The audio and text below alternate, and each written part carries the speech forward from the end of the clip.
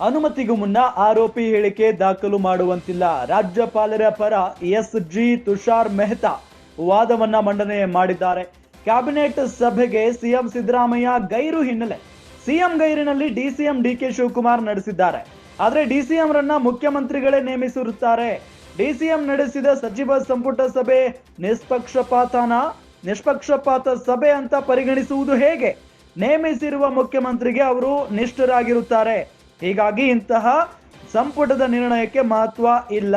ಹೀಗಾಗಿ ರಾಜ್ಯಪಾಲರು ಇದನ್ನ ಪರಿಗಣಿಸುವಂತಿಲ್ಲ, ಇದನ್ನ ಆರೋಪಿತರು ಪ್ರಶ್ನೆ ಮಾಡುವಂತಿಲ್ಲ. ರಾಜ್ಯಪಾಲರ ಪರ ಎಸ್.ಜಿ. ತುಷಾರ್ ಮೆಹ್ತಾ ವಾದವನ್ನ ಮಂಡಿಸಿದ್ದಾರೆ. ಅನುಮತಿಗೂ ಮುನ್ನ ಆರೋಪಿ ಹೇಳಿಕೆಯನ್ನ ದಾಖಲಿಸುವಂತಿಲ್ಲ ಅಂತ ಹೇಳಿ ಬಹಳ ಸ್ಪಷ್ಟವಾಗಿ ಹೇಳಿದ್ದಾರೆ. ರಾಜ್ಯಪಾಲರ ಪರ ಎಸ್.ಜಿ. ತುಷಾರ್ ಮೆಹ್ತಾ ವಾದ ಮಂಡನೆ ಮಾಡುವಂತ ಸಂದರ್ಭದಲ್ಲಿ ಈ ಎಲ್ಲ ಅಂಶಗಳನ್ನ ಉಲ್ಲೇಖ ಮಾಡಿರೋದು.